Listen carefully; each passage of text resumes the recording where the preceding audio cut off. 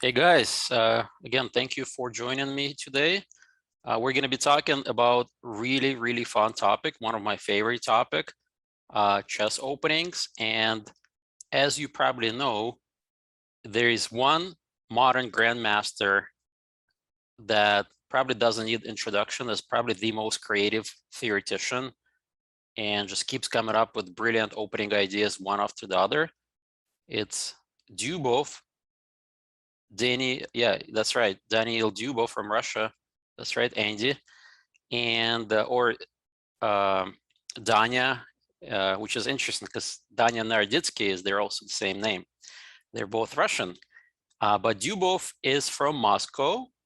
And in this game that you're about to see, you're going to be shocked by some of the ideas he came up with in this game against Karyakin. So when possible, I will go over the entire game. Sometimes I will just stop at critical moments. But overall, the way this class is structured, I'm going to be asking everyone questions. And hopefully, everyone together with me will be guessing the moves. And we're going to make it fun. And hopefully, you can be inspired that in the modern day and age where there are over 5 million chess games in the database, right?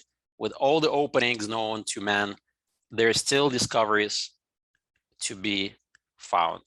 So let's take a look at this game, and it's gonna be against none other than another Russian former world championship contender, Sergei Karyakin. This is from one of the online Magnus Chess Tour tournaments, and Karyakin starts with an e4 move. Dubov answers with e5. Naroditsky is American, but he is originally from Russia. I'm not sure if he was born in the US or he was born in Russia, but he does speak fluent Russian. Good question, Aryan. All right, so let's keep going. So knight f3, knight c6. So far, everybody knows this. And Karyakin plays quite popular move, bishop c4.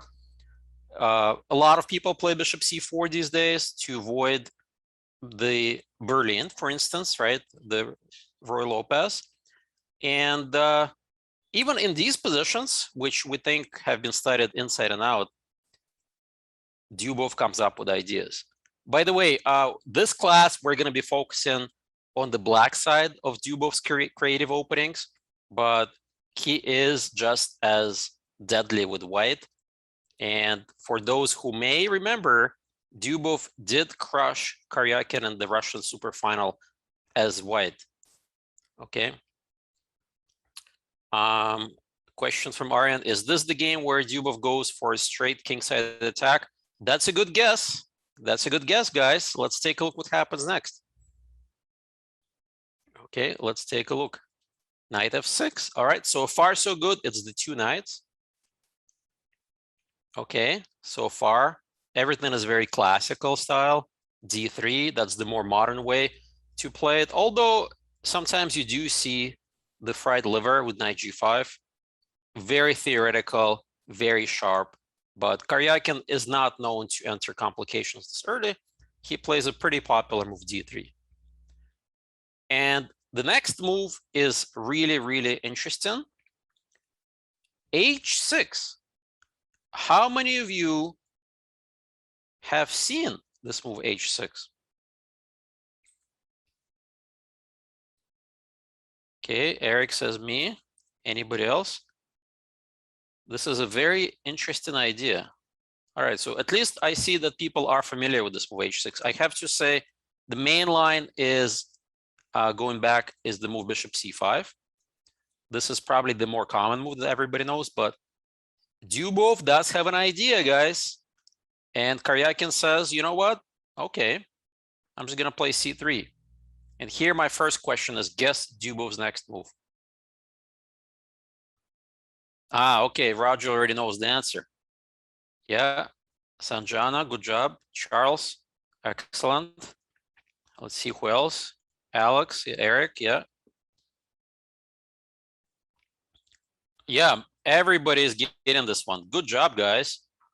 Of course, G5. Black shows his intention quite early. He basically says, you know what, h6, g5, caveman style, why not? I can attack, right? I can attack too. And what's the point of this g5 move? Keep in mind, white hasn't castled yet.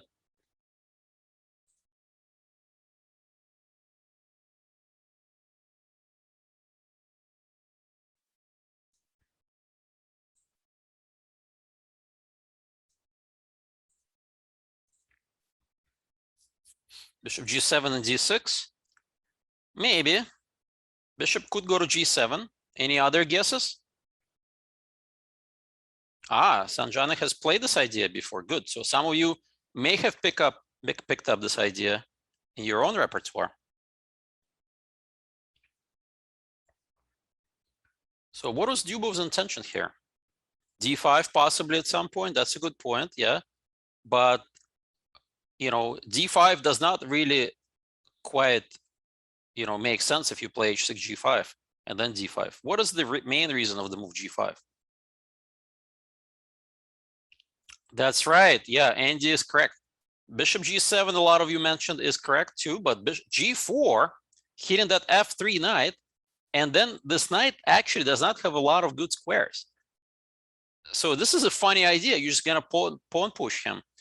Now, if you show this move g5 to somebody, let's say 30 years ago, 50 years ago, or more, they think that you're a total beginner. You're like, well, aren't you taught to develop your pieces first, control the center, and only then do any wing attacks?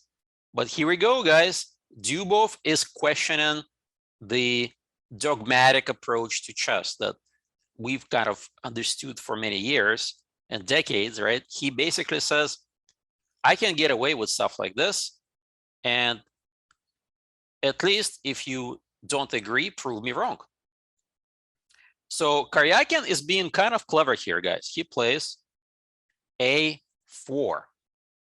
Okay, a4 is a very clever move. We'll talk a little bit about this move shortly, but before we go and look at a4, I want to look at a couple of options. First, I'm going to look at the move castles. Let's say white says, yes, I take on the challenge. Please attack me. Of course, the idea is to play g4. And now, like I mentioned, it's not very comfortable for this knight to find the good square. If you put it on d2, which perhaps is the better move. I think it's the better move out of all the moves, although it looks a little awkward.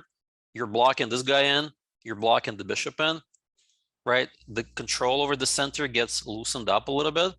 And now black plays d5. Pawn takes, knight takes. Position is really interesting. Rook e1 and simply bishop g7. This expansion with the pawn on g4 is not really to checkmate the king, although in some lines you could get the attack going. But the interesting situation is maybe we can even castle kingside, and black has huge space advantage and big lead in development, I have to say. Okay, so I said the position is roughly equal. You may disagree with me. You may prefer black, or some of you may even prefer white, but it's definitely a very interesting position. Let's see. People are saying knight e4, knight e4. Knight e4 prevents castling. Aha. So very clever idea. So the point, if I castle, bishop takes d5, queen takes d5, and I think you want to play bishop takes h6. Is that the point? Setting up a little tactical trick with knight f6 fork. This is quite clever. I like this idea. But perhaps we need to strengthen the center first, right, guys? Castle may be inaccuracy. So what are some options here? Bishop e6 is definitely a possibility. Maybe a new main line. Knight c5, yep, that's definitely a key move. Not super easy for black. Allowing knight c5, I honestly don't love, don't allow it to allow because b7 is also under attack. So it's not easy. So let's come up with another move. This is definitely a playable position for black, guys. What did Dubov have in mind? Let's see if we can guess his idea. Anyone else has suggestions? We can strengthen the knight with the move knight ce7. Maybe some passive move, but it's a possibility. Not sure if I love that move, but maybe this enables black to finally castle. d4, yeah, d4 is probably the way to punish it. I agree with you as well. And the question is, can black get away with castling here? I don't see any serious knight jumps. I mean, this is a pretty serious e-file, right? But I'm about to castle next. And at least if you take with the c-pawn, white does get the IQP. But this is definitely an interesting position to explore. Bishop d5, queen takes d5. I'm not even sure white is better. And cd. Yeah, black does get the bishop pair. Black has to be a little careful, right? Castles, bishop takes h6 type of stuff. But maybe it's playable position. I don't know. Definitely worth exploring. Karyakin did not want to answer any of this stuff. Maybe he correctly judged that this knight on d2 feels a little bit misplaced. Knight e1 is an interesting move, by the way, but again, enables this d5 push. Okay, and knight h4, then d5. And after pawn takes, knight takes, queen b3, there is a draw that I have found with knight a5, queen check, knight back to c6. It's a weird draw, but you do see this kind of repetition in a lot of similar lines. Neither side can really improve.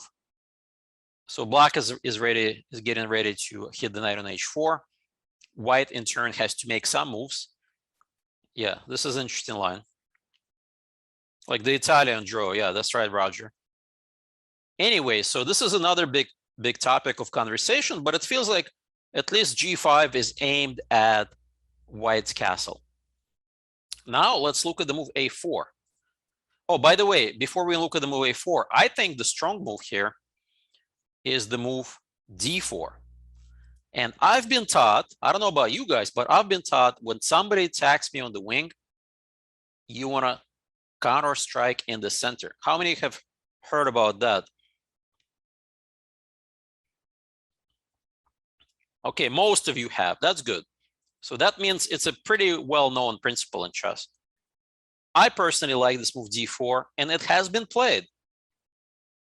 It has been played. And after d6, usually the game peters into this really interesting endgame. Takes, takes, maybe slightly boring endgame, I should say. Takes, takes, white plays h4. It's a more useful move prior to taking the e-pawn to undermine black's kingside. Black has nothing better than to weaken him up a little bit with g4, knight takes, bishop d6, hitting the knight.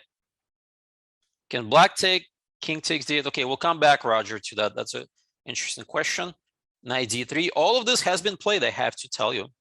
Knight takes e4, and even this position has happened. Knight d2, knight takes, bishop e6. And after bishop b3, I think white is a little bit better. Not easy to win at all, of course, because of the symmetry and equal pawns. But David Brodsky played this against Aparin, Gregory Aparin, another Russian grandmaster, in one of the Title Tuesdays. Why didn't Karyakin play this?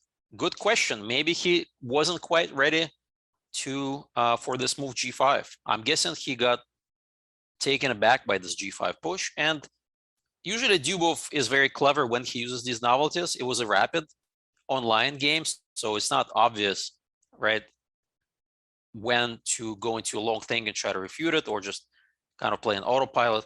Karyakin usually is a very practical player. He probably wasn't aware of this endgame. If he knew this endgame, he probably would have gone for this endgame. Although maybe Dubov knows how to hold this as black. Oh, you played David Brodsky. Good to hear.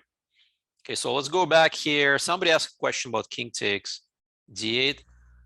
King takes d8, I don't like, honestly.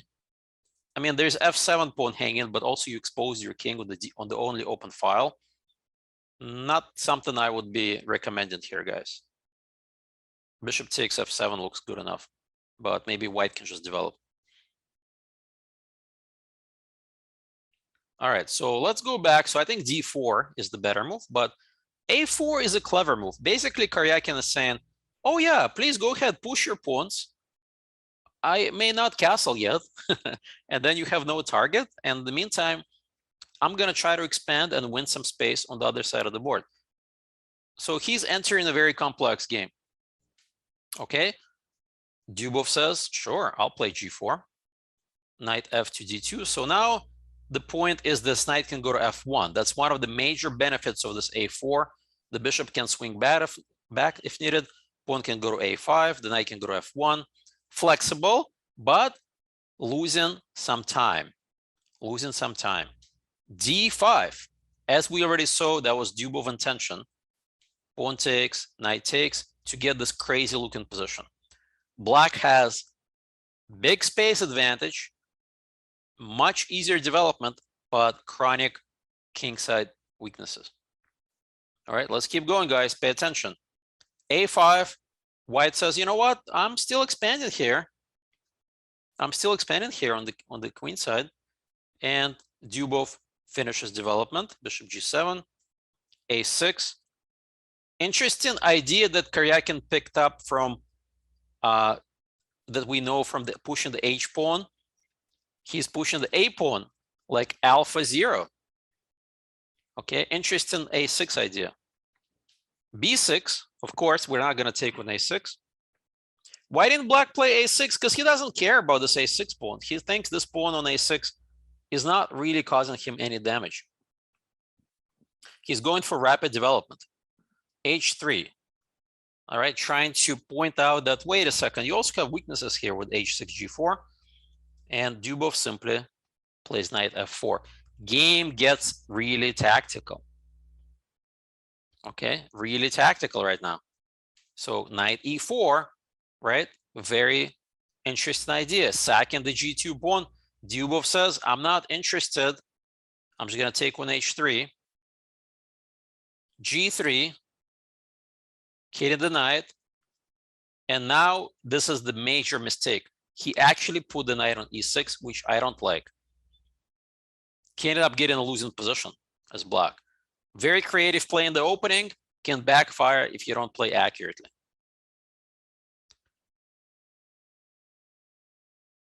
Why didn't white play knight takes g2? Oh, black. Okay, so probably because he calculated that he's really behind in development. So your question was right here, right? After knight f4, knight takes g2, king f1 takes. Yeah, can somebody answer this question, guys? Why didn't he do that? That looks like two free pawns.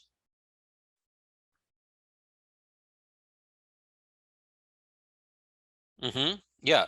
So notice the weak knight, a little bit of weakness there, and the king, right?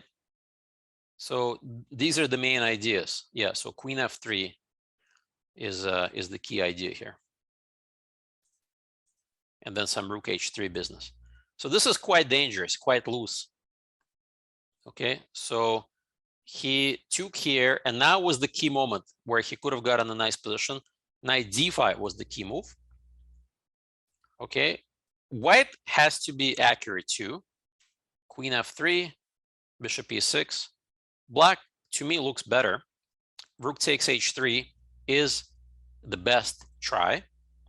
Kind of similar idea what we just discussed with earlier, because again, of the weaknesses everywhere. So bishop takes h3, we have bishop d5, queen d5, knight check. All right, so my question to everyone in this position, imagine you're playing black, okay? And how would you play this position? What would you play next?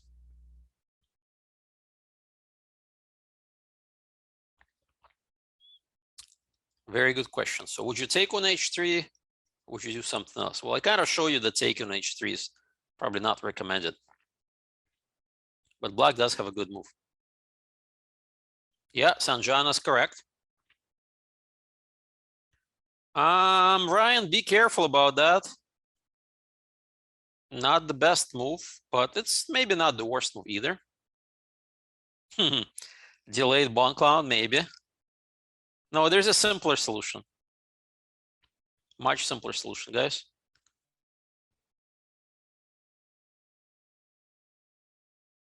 Yeah, some people already are getting the right idea. You want to create a thread. You want to create a thread. Maybe a dual thread, I should mention.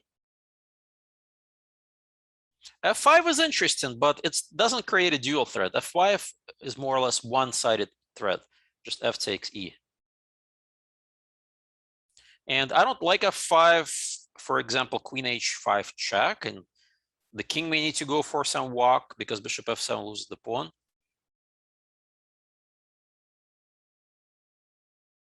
Yeah, it's not obvious where the king's gonna go, right? Bishop D5.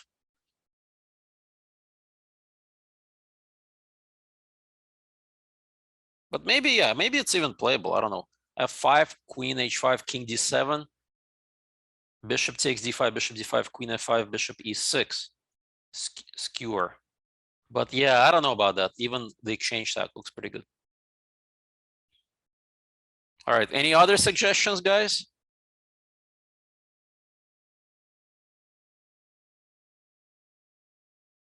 C6 knight is hanging on. Yeah, it's a good point. In some lines, the knight does hang. So this next move solves the problem of the hanging knight as well. Not quite knight a5, though. You got to really take care of your king, guys. What black's king is not secure.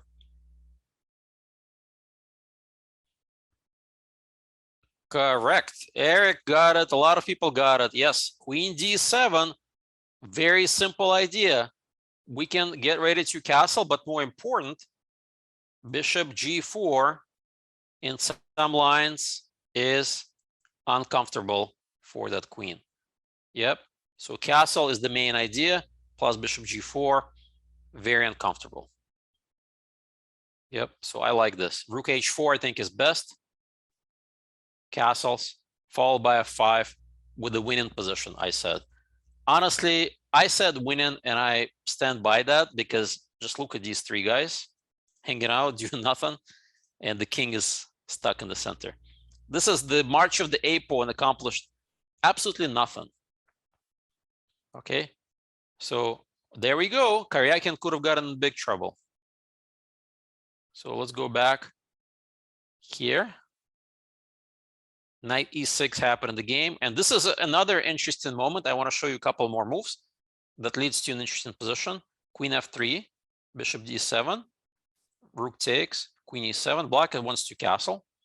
Rook H5, castle, Bishop E3, Rook F8, Rook F5. So far, so good. King B8 tries to be safe.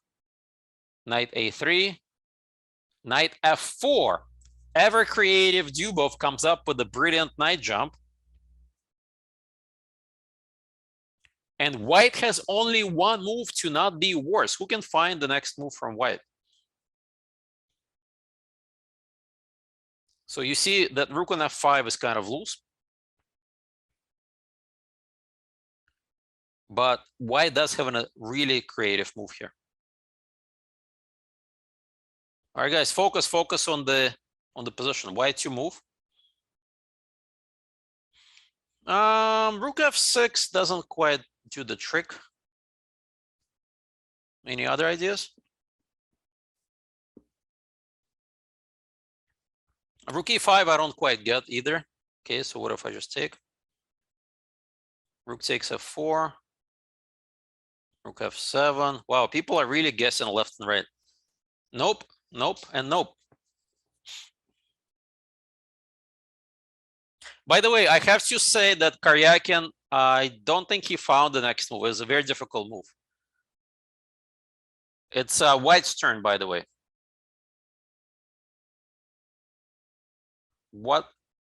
White has only one move.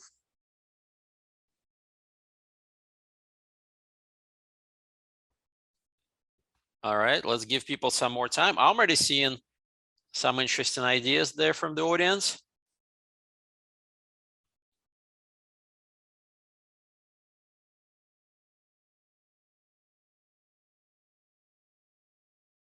And the correct move is knight c5, exclam.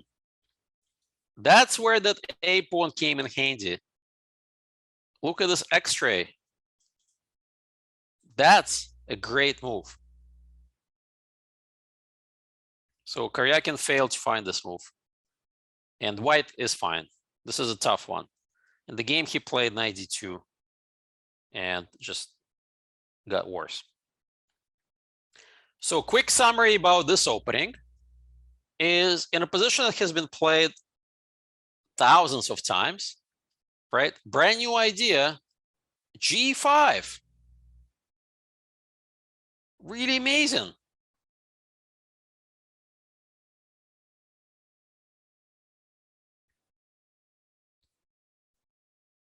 People are confused with the differences between knight d2 and knight c5. Okay, let's come back quickly.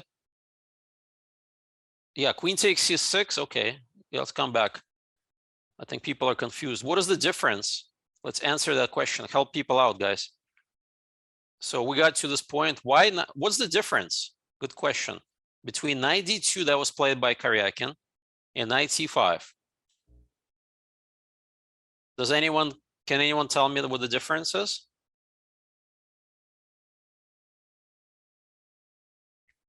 So if knight c5, yeah, the knight defends d3 as well.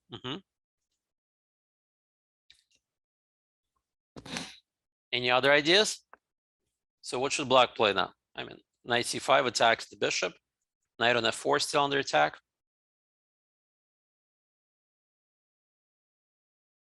Compare the position, guys. Compare this position. Bishop takes, queen takes.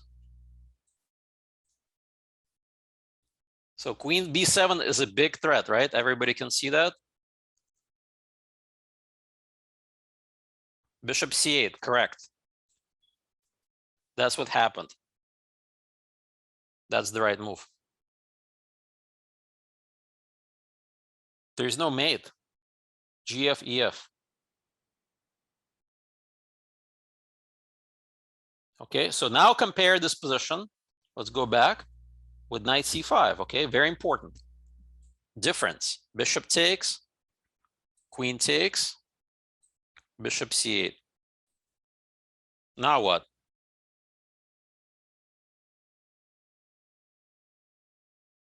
The knight on c5 does defend d3.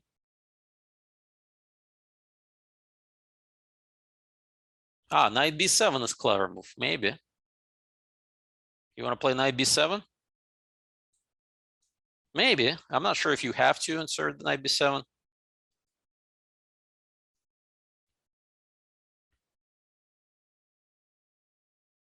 Knight b5. I like knight b5, adding one more piece into the fire.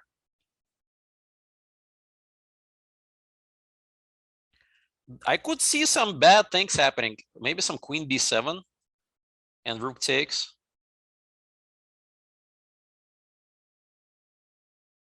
Or knight a7. Ooh la la. Yeah, so you see how powerful this attack is? All right, so I hope this answers your question. So this is very dangerous for black. Yeah, knight takes a7. I mean, I don't really see how to stop knight a7, honestly. Let's say you play some random move. Just want to illustrate the point so everyone can see. Check. And mate. And I mean, no matter what, I'm just going to take when I sell. Yeah, this is the kind of stuff that that A pawn came in handy. So Karyakin missed this. All right, guys. So now that we've cleared it up, let's move on to the next idea. All right, we're going to move to the next opening idea. This one is, again, I think it's a Danish player, Bier Jonas, who's 2,500. This is a European team championship. Yeah, Denmark against Russia. So Dubov is black. And pretty normal position out of the opening. Roy Lopez. Knight f6. Okay. Bishop e7. He is hinting that he may play the Marshall Gambit. c3. Then white is going to have to face with d5. So guess what? White plays the anti-Marshall move, a4. All right. Isn't that supposed to prevent the Marshall? Now, what are the most common moves here? I'm guessing b4 and bishop b7, right? But I'm asking you a question. Guess Dubov's next move. In a position that has been played thousands of times, he comes up with a brilliant idea.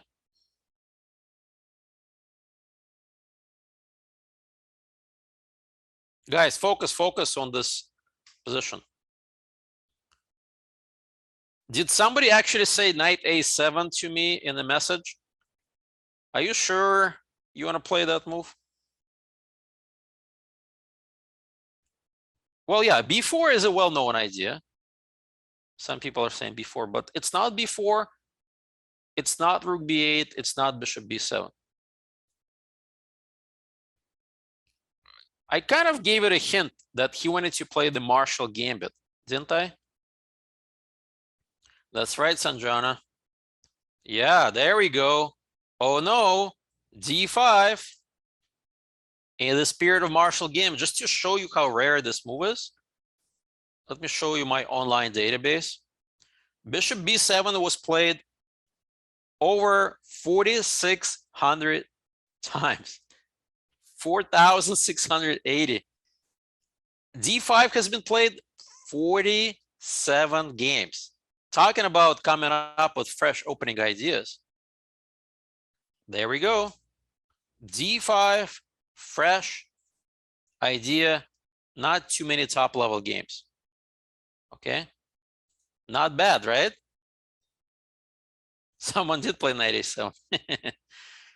Anyways, guys, this is pretty much same style of pawn sacrifice as the Marshall.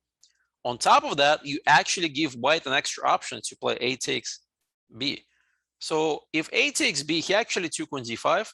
If a takes b, I looked at this position, then pawn takes, pawn takes, pawn takes, queen takes. Very uncomfortable position after e4. For example, my question to everyone, let's say it's your turn as white. Where would you put the queen? And I think Dubov understood in a practical game, it's impossible for white to figure this out.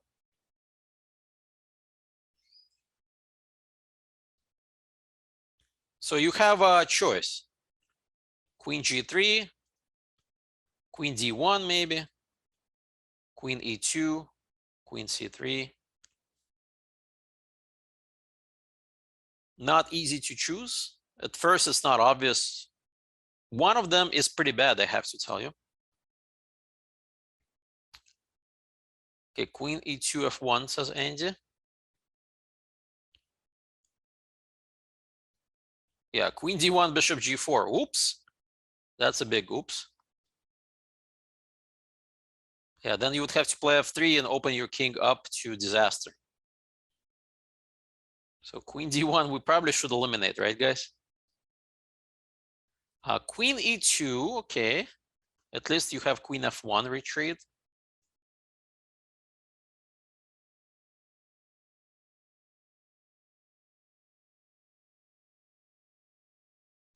And the answer is don't play queen g3. So queen d1 is bad. Queen g3 is pretty bad too. Queen g3 loses the game. So the correct move is queen e2. Yeah, by method of elimination. That's right, guys. You figured out. And after bishop d6, h3, rook e8, black has full compensation. Notice, just like in the Marshall Gambit, Black is in no hurry to win his material back. He's just attacking for free. And these guys are just kind of hanging out, do nothing. So that was Dubov's main idea. By the way, queen g3 is bad. Knight g4. Bishop h4. Yikes, f2 is weak. Look at this line. Knight f2 is a big threat. Queen d6, a little mate threat. And now look at this beautiful piece coordination. Yeah, that is not pretty. That is not pretty. These guys never really entered the game. So just an idea what could really happen. And I'm sure this is all part of Dubov's prep. So white took on d5. Okay, let's see what happens next. Knight a5. That was his point. He gave up a pawn, but now he's about to get the bishop pair and ruin the pawn structure. That's one of the drawbacks of the move a4. He played in Kramnik's challenge. Okay, that's good to know. I think he also just played in a tournament in, where was the tournament played? Somewhere in Denmark. Knight takes e5. Or maybe Sweden. Maybe it was a Sweden tournament. With Short and Grandelius. Anyway, so knight takes b3. Pawn takes. And bishop b7. All right, so here we go. We finally got more or less position that both sides were evaluating. So Dubov clearly was in his prep. White is figuring things out on the fly. And my question is, evaluate this position.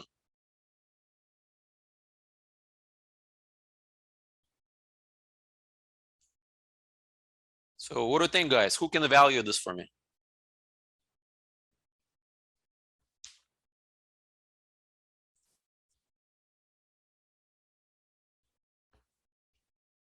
White is slightly better. The other person says black is close to winning. So who is right, guys? Black is better. Okay. I think black should be better as he has extra development. I'm just reading people's comments. Black is slightly better. Bad for white. Too many weaknesses. Black is slightly better. So more or less, I see that everyone is preferring to be black. And it is definitely easier to play black. Okay. And the main reason is white's extra pawn, right? You know, white does have extra material, but as a matter of fact, 2 pawns, right? But the problem is something about development, and your intuition is picking up these weak pawns everywhere. Something about that doesn't quite feel right. So probably the objective eval is position is roughly even. I mean, after all, white didn't do anything wrong to lose the game. But in a practical game, I'd also rather choose black. And the main reason is of better development. Black has 2 extra minor pieces in the game, and white kind of has to play this move knight c6. You cannot allow black to win the d pawn and maintain that bishop. So this is more or less forced. Takes, takes, and then activity matters. Bishop c5. All right, targeting that f2 pawn. And my question to everyone is, what would you play as white? So for those of you especially who said that white is not worse, or maybe white is a bit better, what would you play here?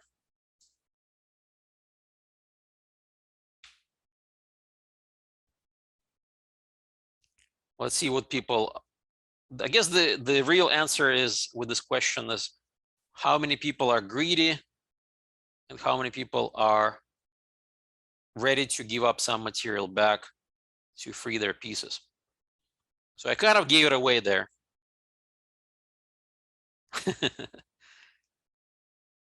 Yes, you don't want to hang on to extra material. That's the correct answer. Unfortunately, though, white did play d3. It doesn't lose the game, but it does put him in a difficult situation. If I were white, without a doubt, I would just give up that d pawn and just develop naturally. And then after b4, probably I'll play knight e2, bishop to a7. I would say black still has full compensation. This guy is pretty weak. This guy is pretty weak. We got a double pawn situation.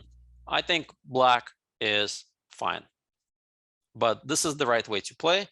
In the game, maybe white was a little greedy. Maybe he didn't quite understand what could happen. But look what Dubov does next. Thunder and lightning. Bishop takes f2 check, although expected when you play somebody like Dubov. This guy doesn't care about material, as you saw already. This is pain. Well, believe it or not, white is still not lost. You just got to be accurate, but for a human to be accurate, it's easier said than done, unless you're an engine, right? So king takes. I mean, you got to take the bishop, check, and now king f1 would have been the best move.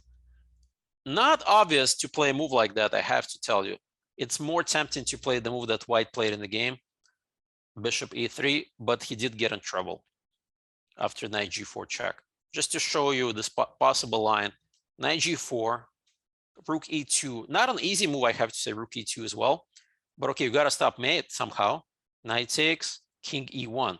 Believe it or not, playing with the king in the middle of the board with only one rook developed and all these guys hanging out is the best white has. And now after knight g4, position is extremely complex. I'd rather, again, choose black, but white is maybe defending with best moves, okay? So that all started with this move d3. Now he played a mistake, and the rest is just slaughter. Takes, takes, here, here. All right, we need to finish off the game. Can you find the forced win with black? My next question to everyone. Wow, instant answer from Andy. You got to at least think a little bit, guys.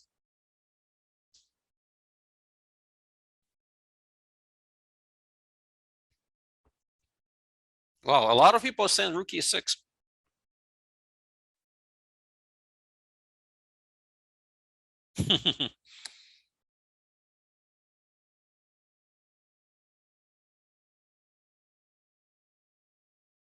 So if rook e6 and you're not worried that black has some kind of a, I don't know, g3 or something, and just hide on g2.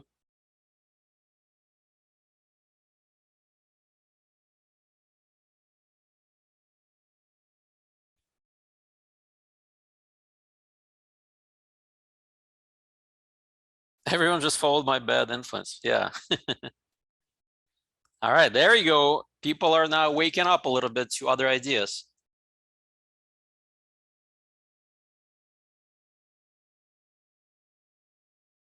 Close. The move here is first to insert queen f6, and now g5.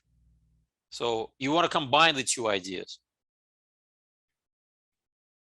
And the king is feeling really uncomfortable, right? And after rook f2, check, check, check, and resigns. Well, there we go. You get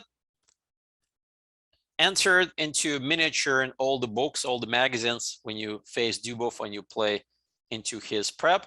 But I have to tell you that it's not necessarily that this line is so dangerous that it just wins by force.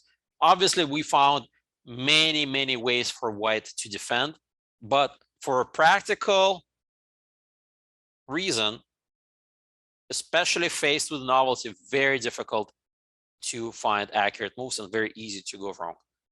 So this game definitely, you know, showed the world how powerful Dubov's home cooking is, and his openings are extremely good. So let's move on. Let's move on, guys. And this time we have the next victim, the world champion, Magnus Carlsen, and a brand new opening. A brand new opening again. So this is no fish, right? This is not a weak player. Magnus Carlsen is not easily losing with white, yet he got completely outplayed in this game. And we want to understand, how can you beat a world champion rather easily in the rapid game? Yeah, but in the rapid game, Magnus is pretty good. He is pretty good in all time controls, right? So let's analyze, try to figure out what's going on here. Now, for those of you who are not quite sure what the opening is, there's a ECO code C41. Does anyone know what C41 stands for? Which opening is this? How good are people with their ECO codes?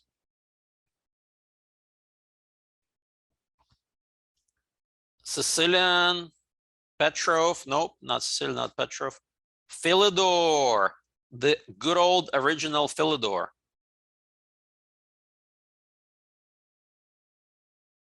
Okay, let's see.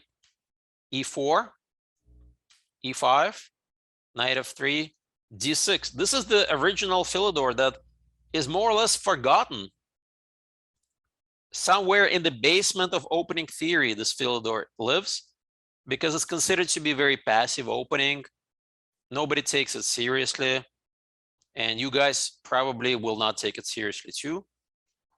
Yet Dubov uncorks this opening, not against some random people, but against the world champion, because he really believes in his ability to do good opening analysis. He trusts his files, his engines. I'm sure he worked this all out before the game. So let's take a look at why he's playing this way. Of course, Magnus plays d4. Why not? Knight f6, knight c3, bishop e7. And white has many, many different ways. I don't want to spend all the different possibilities discussing the nuances of the Philidor here. All I can tell you is that the main ideas are the super aggressive bishop f4 followed by queen d2, castle long, quiet moves bishop e2, or a little bit more active bishop c4, or the move that Magnus chose that is preferred by most grandmasters, the rock solid g3, basically going for a slight advantage with bishop g2 castles. Okay, rock solid slight advantage. Dubov was ready for that. He knows Magnus's preference for positional chess, castles, bishop g2, rook e8. Right, part of the benefit of the Philidor, castles, rook e8, followed by some bishop f8 in the future, is very easy to play in a blitz rapid mode.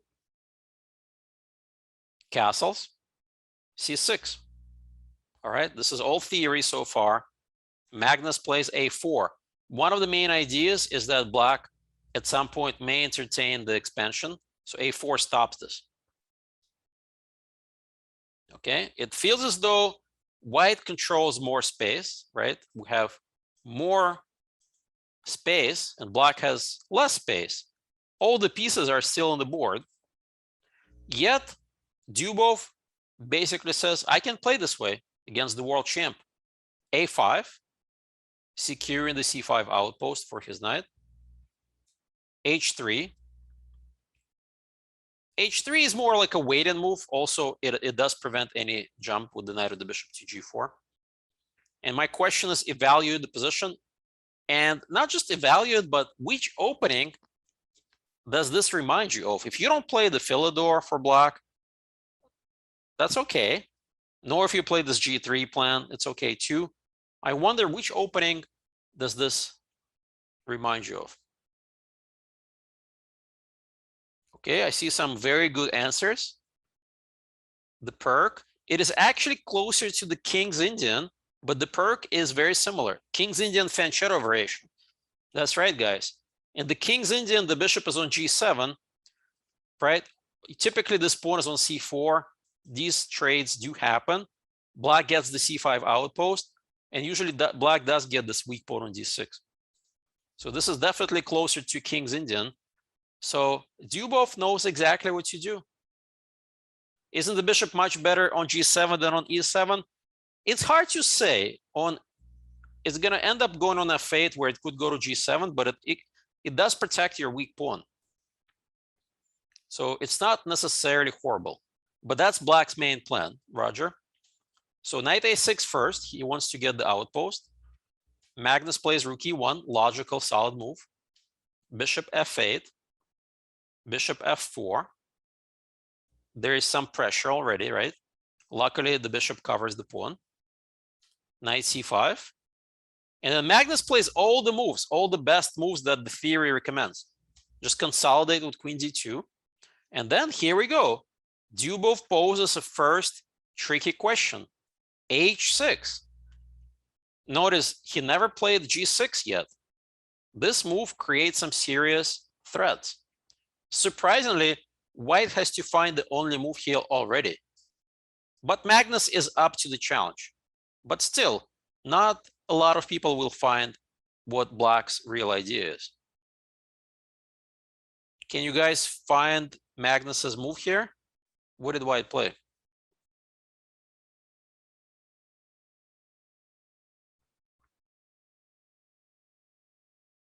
Yeah, the first question, you're right, Austin, is asked so a question. What is black's threat? Surprisingly, g5 may be a threat. So let's say white, you know, I could see most of you in a bullet game or blitz game play what? Strengthen move rook d1, right? How many would play rook d1 without thinking? I would say some of you.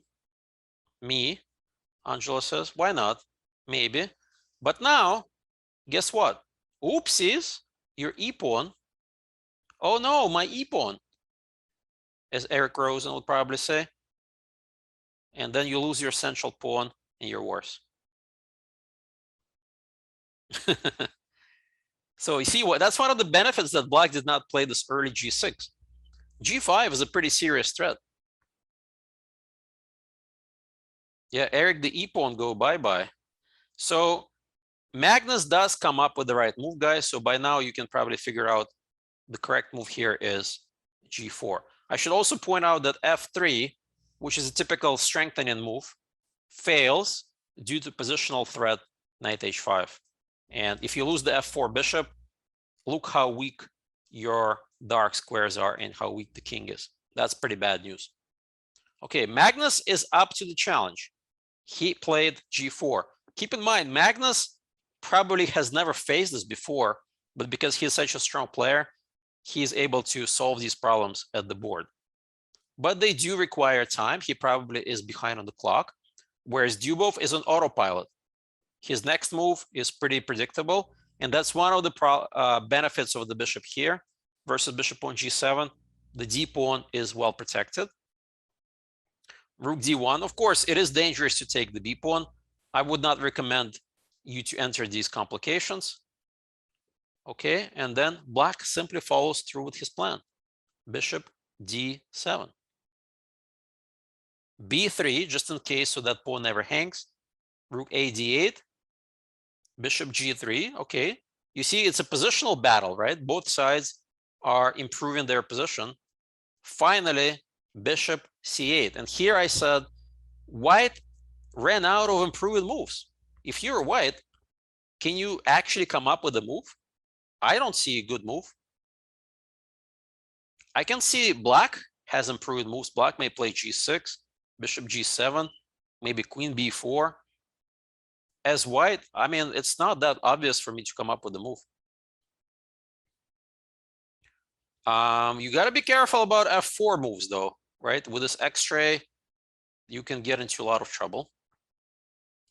So I think most of you are correct. You got to get the king from the diagonal. You don't want to enter complications. So correct, king h1 or king h2. Magnus is still playing at a very high level. He's finding probably the best move so far. But Dubov was just playing on autopilot. g6. He's basically like, you know what, Magnus, I'm playing the King's Indian. And I'm not sure what you're really playing because your pawn is on c2. It's not on c4. Typically with the pawn on c4, there's some kind of a bind. But here, there's always these d5 possibilities in the future. Austin doesn't like the king on h2, although it's hard to say because the bishop covers the diagonal. Okay, f4 was an option, I have to say. Position is pretty complex. Magnus decides to play f3. He's more of a positional type. He wants to play it safe. Yeah, in this specific case, I agree. Pawn on c4 is misplaced, but typically, right, you get this position with the pawn on a2, pawn on c4, and there is some kind of bind going on. Space-wise, it doesn't really feel like white has more space, at least with the pawn on c2, bishop g7. Guess what? 19 moves of autopilot moves. Dubov is still in his prep, guys. How crazy is that? Black did not really do anything, supernatural to play this move. So why did he choose this opening? Even though engines probably prefer white here, after all, humans play this game, and it's very difficult to keep coming up with ideas. Whereas black does not have any obvious weaknesses. The only weakness is this pawn, which is easily protected. And the next move, Magnus finally made a mistake. So he played queen f2. I mean, it's a natural looking move. You open up the rook, you put pressure over here. Turned out to be a mistake. The correct move was use the bishop. And after queen c7, position is rather complicated. Maybe now admit maybe king should be on h1. But it is a maneuvering game. It's a very positional game. It's hard to say. Lots of fighting left. Okay, so queen f2. Okay, now check this out. From now on, Magnus is getting completely outclassed. Dubov plays exceptionally well. h5, simple enough. g5, okay, Magnus is fighting. And now, what's the question, guys? What was Dubov's idea? g5 and I'm not sure about the knight takes e4. That's right. I see some people already get this. Intermezzo is the answer. Magnus might have underestimated this h4 pawn sack. By the way, Dubov could also be named Mr. Pawn Sacrifice. Every single game I'm showing you, the guy just sacking left and right. Okay, h4 is a really nice idea, though. Bishop takes, knight h5. Whoever said the king is exposed on h2, now it actually makes a lot of sense. All right, let's see what happens. So all of you Magnus fans, look how your world champion is about to fall apart. Knight ce2, he is defending. He's a pawn up. And now look at that. d5, perfect timing. One of the reasons why the pawn being on c2. Remember I said d5 at some time? This is actually really well timed. And how many of you are Magnus fans? Now you realize things are not so easy for white. Keep in mind, this is a rapid game, meaning that Magnus is severely low on the clock. And when you're low on the clock and you're defending against the opponent who has a lot of time, very difficult as well. So pawn takes, rook takes, f4, trying to at least activate the bishop, but Dubov cool-headed back to d8. He has full compensation for the pawn. This bishop is just left out to dry on h4. Okay, knight f3, trying to regroup, simply trade and queen c7, because the knight on e2 is protected by the queen. If you take on c5, you're going to lose that knight, and the rook comes to the second rank. White is in the big mess. Knight back to g1, yikes. Knight e4, exclam. And now I said compare white and black pieces. I mean, there's really not much comparison. Pretty pathetic. And this is all for one pawn. And on top of that, don't forget about this. Well, the rest is more or less black playing extremely simple, solid chess, and white is coming up with difficult task with defending this position. So I'm just going to show you a couple of more moves. Queen e3, bishop f5, bishop f3. Black has no direct win, but white is in total paralysis. So rook e7, simple chess. Make sure the rook is protected. Now the knight jumps are annoying. Queen c1. Magnus is defending like a beast, but still tough position. Queen b6. All right. We got some more space for our pieces. Takes, takes. Rook f1. Rook e6. Black is not in a hurry. Queen c5. Yeah, Magnus is kind of playing waiting game. Back to g1, defending again. Knight a2, Dubov says, all right, I can put pressure. Yeah, Dubov is extremely, now he finally gets his pawn back. He played really well this game, I have to tell you guys. Of course, maybe there was a more better move for Black, but I really like this end game he got. But the funny part is Magnus did lose this game on a mouse slip. He forgot the knight on e2 was hanging, and oops, he lost.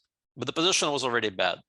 So the point is, from Dubov's games today is, just because an opening has a bad rap, or it hasn't been played in a while, or the idea has never been played, you can still come up with fresh ideas in chess if you work really hard and if you trust in your analysis. And even he's not afraid to play an opening that's supposed to be bad against the world champ. Okay, and he actually won the game. So if anything that you can remember from today is that chess opening theory is not dead. You can still come up with really cool ideas, like Dubov is coming up left and right. And with hard work, you can actually make these opening ideas work. All right, thanks guys, and see you next time.